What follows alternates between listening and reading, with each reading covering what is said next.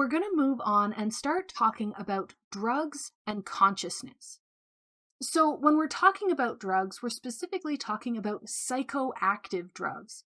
And these are ones that have chemical structures that are very similar to those that are found naturally in our brains.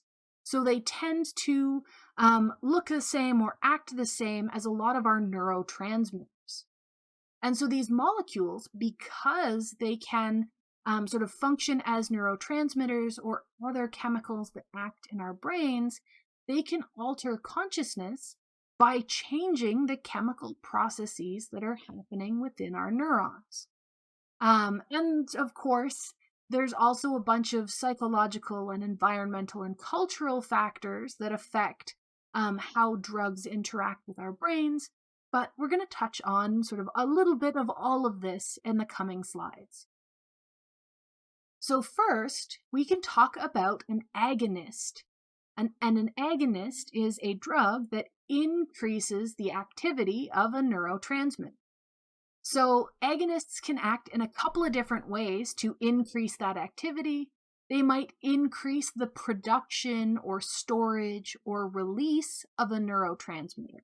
So if you remember all the way back to chapter 3, when we talked about neurons and how they send their chemical signals, our presynaptic neuron, the neuron before the synapse, is going to make and store and then release these neurotransmitters. So this drug that is an agonist might increase the production or increase the release or storage of a neurotransmitter, which then makes that neurotransmitter more active. It might activate that postsynaptic receptor. So it might bind to those postsynaptic receptors, the receptors on the neuron after the synapse, or make it easier for those neurotransmitters to bind to those postsynaptic receptors. So it might imitate that neurotransmitter or make that neurotransmitter more functional. Or it could prevent us from deactivating a neurotransmitter. So after it has bound to that postsynaptic neuron, it might prevent that deactivation. So it'll keep the neurotransmitter active for longer. And so these are a bunch of ways that these agonists can increase activity of a particular neurotransmitter. And then we can have our antagonists, which are drugs that inhibit or decrease the activity of a neurotransmitter. So they're going to do the opposite. So they can decrease the production or storage or release of a neurotransmitter. Or they could block that neurotransmitter from binding to the postsynaptic neuron. Either of these would decrease the effectiveness of that neurotransmitter. So if this is what our drugs or what drugs can be doing to our system, the next step is to talk about what happens if these drugs are in our system for longer term. And this is specifically when we start building up tolerance to a drug. And so tolerance is a decreasing responsiveness to a particular drug over time. So maybe you have never taken Advil before, so you take them for a headache, and it works really well. So the next time you have a headache, you take Advil. And then you start taking Advil all the time to help with pain, and you find that it isn't as effective anymore. So in that situation, you would have built up a tolerance to Advil. And this tolerance is driven by our body's attempt to maintain homeostasis. So our bodies are trying to maintain balance. We want to stay in our ideal and optimal place. So when we're taking a drug, that drug is causing some kind of effect. Maybe it's an agonist, maybe it's an antagonist. But the effect of that drug can be felt throughout the whole body depending on what parts of your brain it's activating. So some drugs will increase your heart rate or increase your body temperature. And for homeostasis, those are bad things. So we have our drug effects that are going to push us up and away from homeostasis. And so, in response, our body should start producing what are called compensatory responses, where your body is trying to compensate in response to whatever the drugs are doing to your body. So, if this drug has raised your body temperature and increased your heart rate, then your body should respond by trying to slow your heart rate and decrease your body temperature, get you back into homeostasis. Now, wrong way. When we start, the drug effects are going to be pretty powerful, and our body starts these compensatory responses after the drug effects start to kick in. So there's a little bit of a lag here where the effect of the drug hits before your body can react to it. And so over time, your body will become used to that drug, so your compensatory responses can kind of cancel out the drug effects. So when this happens, you take the drug and your body immediately responds to get you back into a normal level, then you lose the effectiveness of that drug. So if it was something helpful, like Advil, that was helping you block pain from a headache, then this is really unfortunate because now the Advil isn't doing the thing that you took it to do. So your response is that you take more of the drug to overcome these compensatory responses. And I'm talking about legal drugs and good uses for them, but this is exactly what happens with any kind of drug, any kind of substance that's affecting your body in this way. It's just a lot easier to talk about the G-rated versions.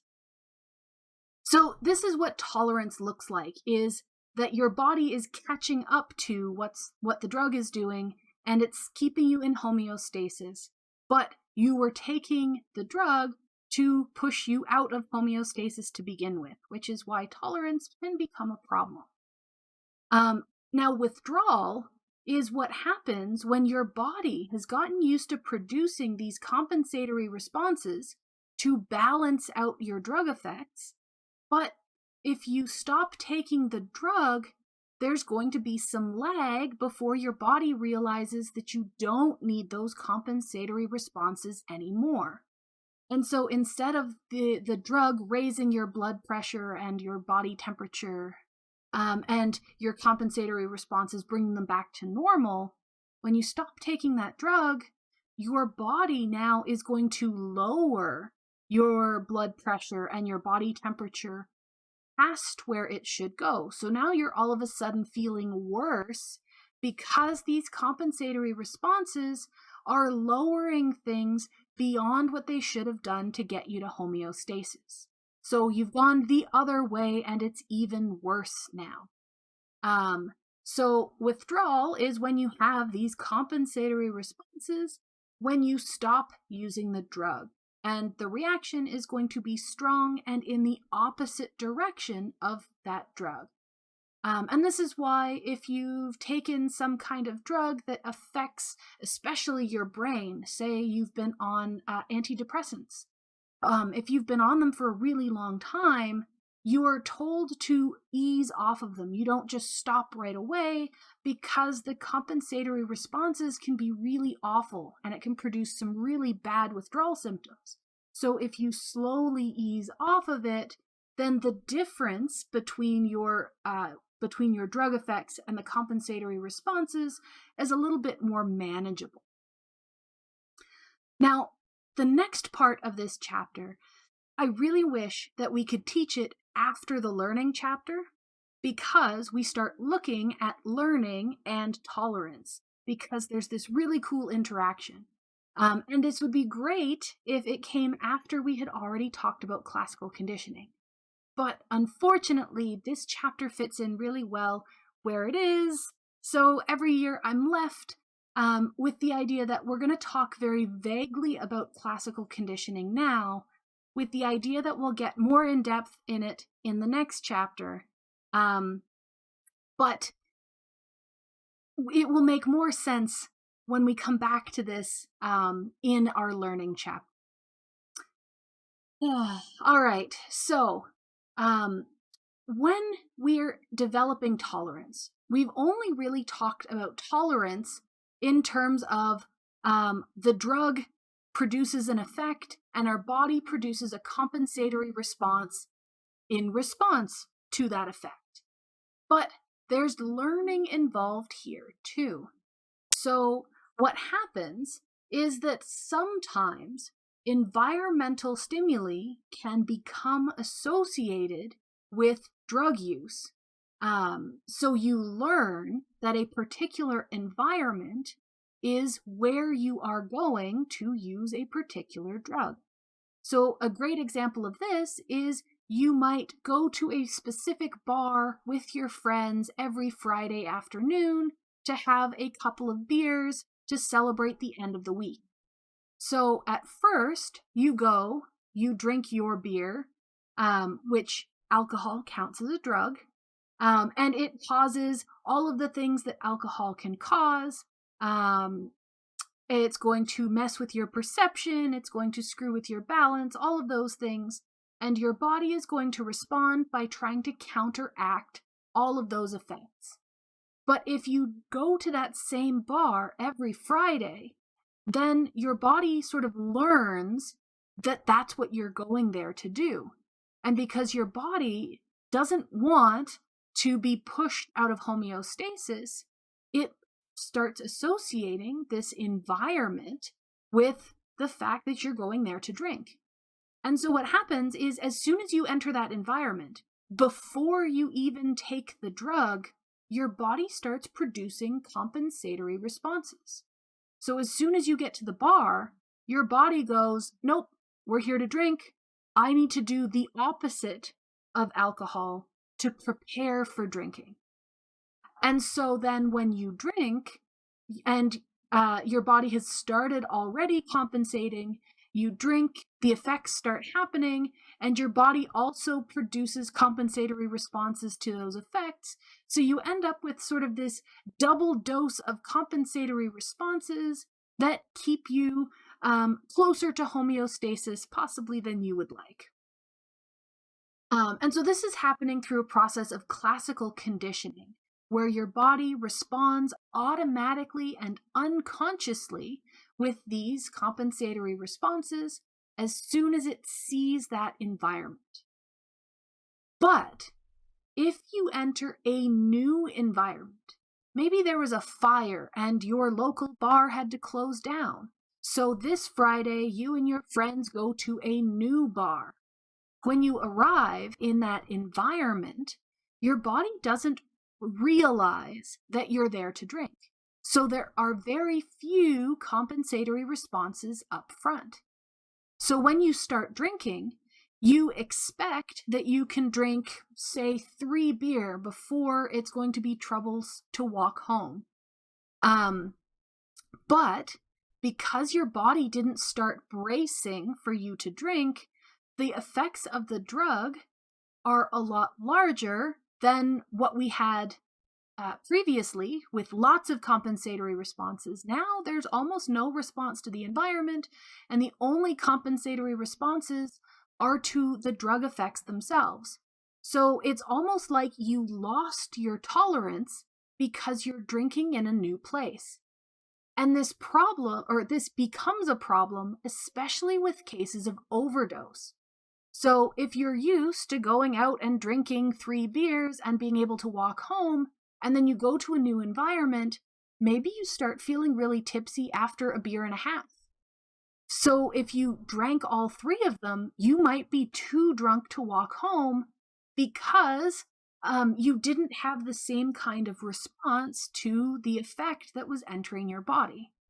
And this can be really bad with things like hard drugs, where people take a very particular dose all at once, and the assumption is that their body will always react the same way.